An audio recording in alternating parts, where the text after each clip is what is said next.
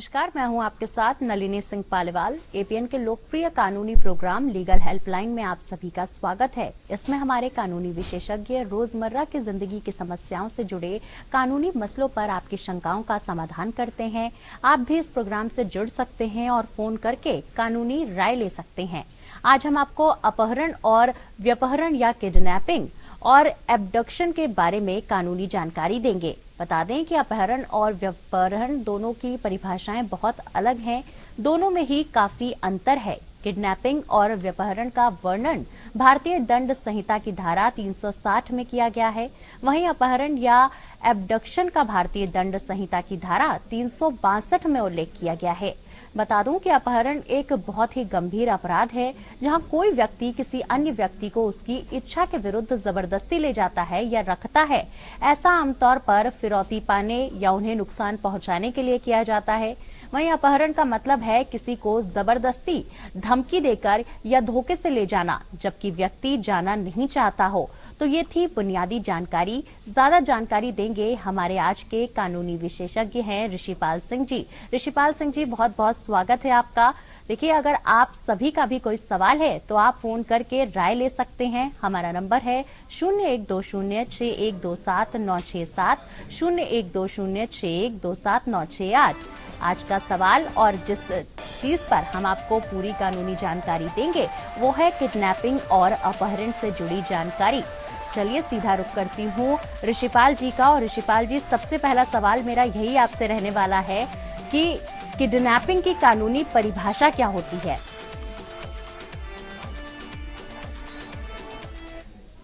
तो चलिए सीधा रुख करते हैं ऋषिपाल जी का और उनसे जानेंगे कि किडनैपिंग की कानूनी परिभाषा आखिर क्या होती है। जो जैसे आपने अपने इंट्रोडक्शन के अंदर बताया कि जो हमारे दो वर्ड हैं, एक किडनैपिंग है और दूसरा अब्डक्शन है, एक व्यपहरण है और एक अपहरण है। अगर हम बात करते हैं, सबसे पहले हम बात करते हैं किडनैपिंग की, या उससे पहले हम बात करते हैं अब्डक्शन की। अब्डक्शन और किडनैपिंग का में जो डिफरेंस है, जो सबसे इम्पोर्टेंट डिफरेंस है, वो एक तो सबसे इम्पोर्टेंट है कि अब्डक्शन अपने आप में कोई अपराध नहीं है। अब्डक्शन अगर कोई जनरल भाषा में, आम भाषा में समझने की कोशिश करें तो हम अब्डक्शन को कह सकते हैं किसी को उठा के ले जाना जी। जैसे पहले मान लीजिए बदमाश हुआ करते थे या किसी कोई कहीं से, चाहे उसमें जरूरी नहीं है कि कोई व्यक्ति वो माइनर हो या वो किसी भी सेक्स का हो।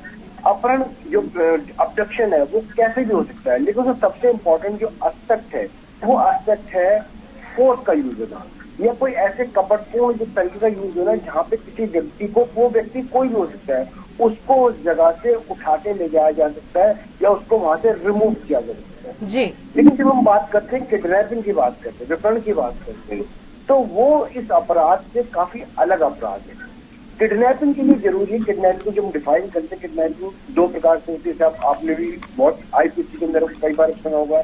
एक भारत से बाहर होती है, अगर कोई भारत की सीमा से बाहर किसी को ले जाता है, या मान लीजिए कोई व्यक्ति जिसकी उम्र, अगर वो लड़का है तो उसकी उम्र 16 साल या लड़की उसकी उम्र 18 साल, अगर वो किसी संरक्षक की अनुमति के बिना, या कोई संरक्षक उसका है जिसके पास उसकी अनुमति थी, उसकी सहमति के बिना वो उसको लेके जाता है और वो उसका उद्देश्य जो है वो कपटपूर्ण है, तो वो किडनैपिंग की श्रेणी में आता है।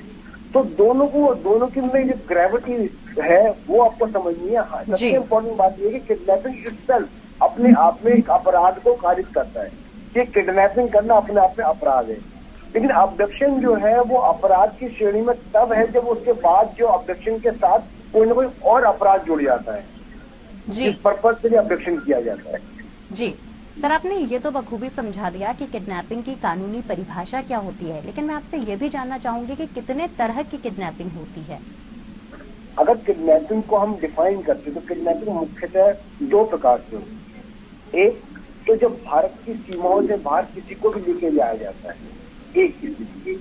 दूसरी स्थिति ये होती है कि जब मान लीजिए कोई भारत की सीमा में ही है, और सबसे इम्पोर्टेंट है अब्डक्शन की तरह जी, कोई फोर्स का यूज नहीं हुआ, किसी बल का यूज नहीं हुआ, लेकिन किसी व्यक्ति कोई जो लड़का है अगर 16 साल से कम है, लड़की 18 साल से कम है, और जो उनका संरक्षक है उसकी सहमति के बिना कोई उनको प्रलोभन देके उनको ले जाता है, तो ऐसी स्थिति में जो है वो किडनैपिंग होगी। जरूरी नहीं है कि ऐसी स्थिति में कोई बल का यूज हो। अगर बल के यूज के बिना भी किसी संरक्षण की सहमति के बिना अगर वो उन बच्चों को या उन जो माइनर है उनको लेके जाता है तो पूर्ण रूप से वो अपराध को कायद करता है। जैसे मैंने आपको बताया कि अबडक्शन जब होता है, अबडक्शन के बाद भी अबडक्शन के कई पर्पज होते हैं कि मान लो किसी को जान से मारने के लिए या रैंसम के लिए। ऐसे ही किडनैपिंग को जब आगे डिफाइन करते हैं तो किडनैपिंग भी कई पर्पज के लिए होती है, किसी इलिसिट रिलेशन को कायम करने के लिए, बैगिंग के लिए, स्लेवरी के लिए और सारे तरीके हैं।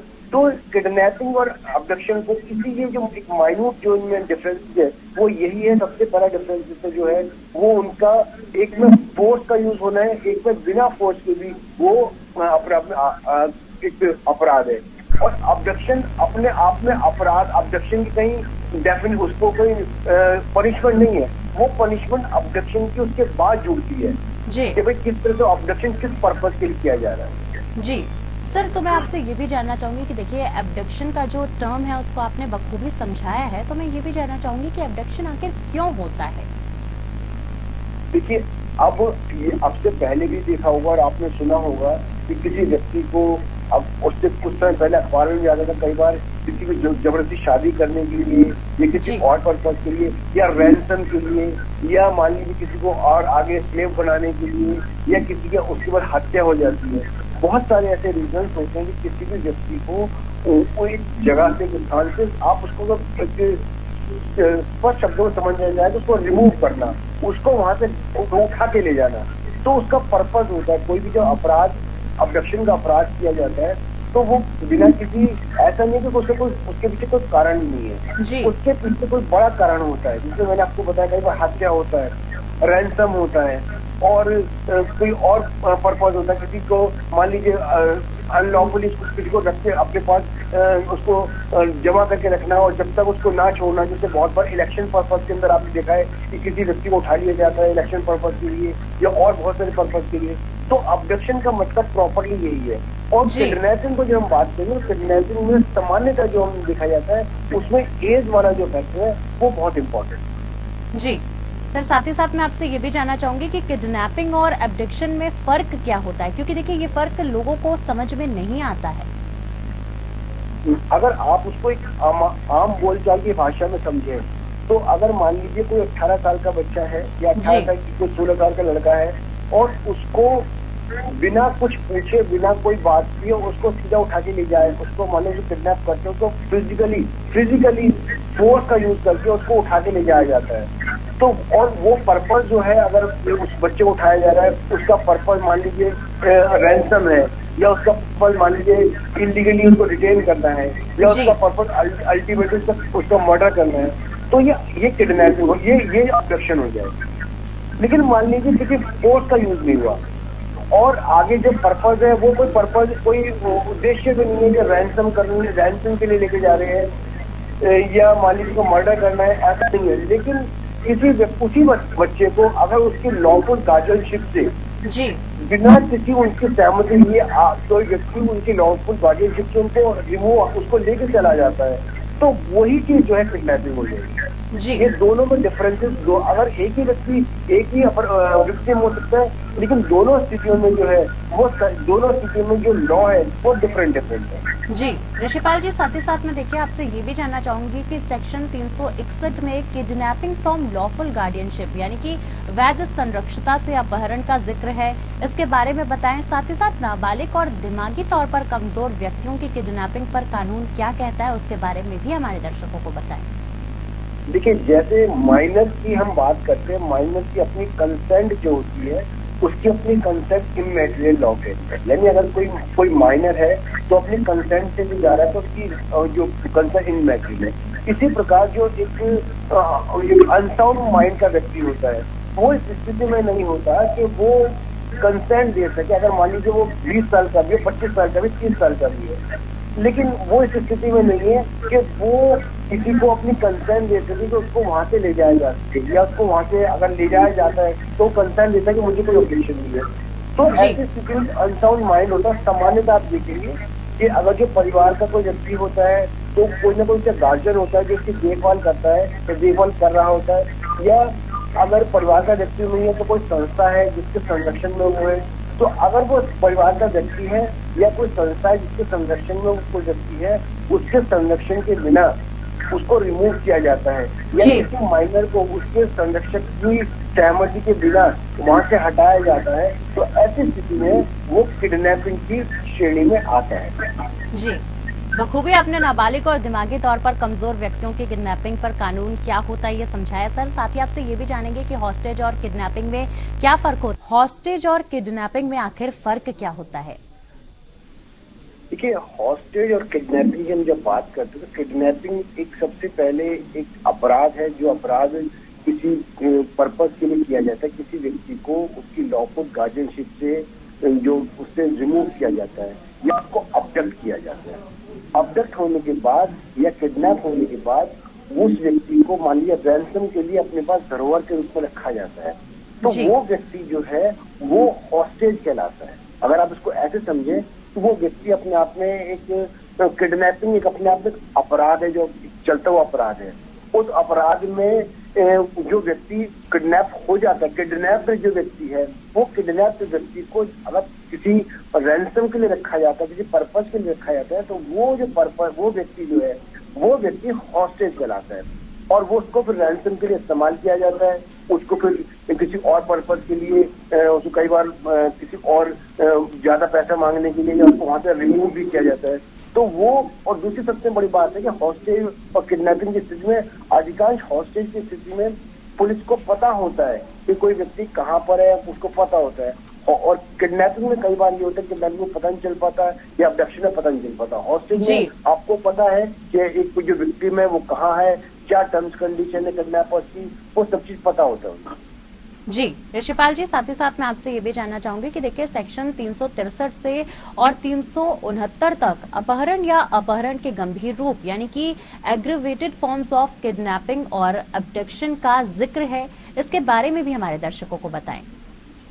देखिए, जैसे हम बात करते हैं 363 की बात करते हैं, जो किडनैपिंग की बात हम अगर करते हैं, किडनैपिंग या अबडक्शन, तो किडनैपिंग अपने आप में जो किडनैपिंग के अपराध को अगर पनिशमेंट की बात करते हैं तो वो पनिशमेंट 7 साल की है। लेकिन जब उसकी फॉर्म जो है, मतलब केवल किडनैपिंग ही नहीं बल्कि किडनैपिंग जो कर रहे हैं फॉर द पर्पज ऑफ, मान लीजिए इसको बैगिंग के लिए कर रहे हैं, तो 363 ए है उस, जैसे जहाँ किडनैपिंग में सजा 7 साल तक की है, वहीं अगर मान लो आप बैगिंग के पर्पज से भीख, उसको कोई व्यक्ति उसको भीख मंगवाने के लिए उसको किडनैप करके लेके जा रहे हैं किसी माइनर को, तो वही जो सजा बढ़ के वो 10 साल तक की हो जाती है। ऐसे अगर हम आगे बात करते हैं 364 के अंदर, अगर वो किसी को किडनैपिंग या अबडक्शन जो होता है वो मर्डर के लिए है तो नेचुरली उसकी जो सजा फिर 10 साल हो जाती है, या किसी रैंसम के लिए तो वो सजा और बढ़कर जो है वो लाइफ तक हो सकती है। तो जिस तरीके से हम ये देखते हैं कि जिस तरीके से अपराध को का श्रेणी अपराध बढ़ रहा है, जिस तरह से अपराध को और उसकी ग्रेविटी बढ़ रही है, तो ग्रेविटी के साथ साथ जो है इसकी एग्रीवेटेड फॉर्म भी बढ़ती है और इसमें पनिशमेंट जो है वो पनिशमेंट भी बढ़ जाती है। जी सर, हमने ये तो जान लिया कि किडनैपिंग किस मंशा से की जाती है, ये भी जान लिया कि किडनैपिंग के कितने प्रकार होते हैं, लेकिन मैं आपसे ये भी जानना चाहूंगी कि तमाम तरह के किडनैपिंग की सजा क्या होती है? किडनैप, जैसे मैंने आपको हम बात अगर किडनैपिंग को स्टार्ट करते हैं ना, तो 363 से पनिशमेंट स्टार्ट होती है। वो पनिशमेंट स्टार्ट होती है कम से कम 7 साल से, कि भाई 7 साल तक की सजा होती है। लेकिन वही जैसे अगर हम बात करते हैं कि वो सजा 10 साल तक भी हो सकती है अगर वो बैगिंग के लिए किया जाता है, या मान लीजिए कि किसी को मर्डर के लिए किसी का अबडक्शन किया गया है। अगर मर्डर हो गया है तो नेचुरली उसमें मर्डर का सेक्शन और जुड़ जाएगा।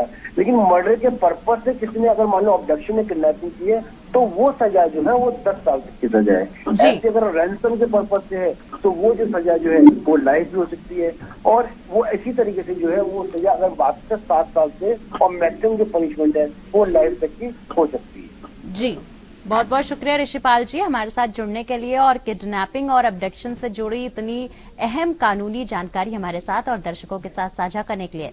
बहरहाल फिलहाल के लिए लीगल हेल्पलाइन में मेरे साथ बस इतना ही। नमस्कार।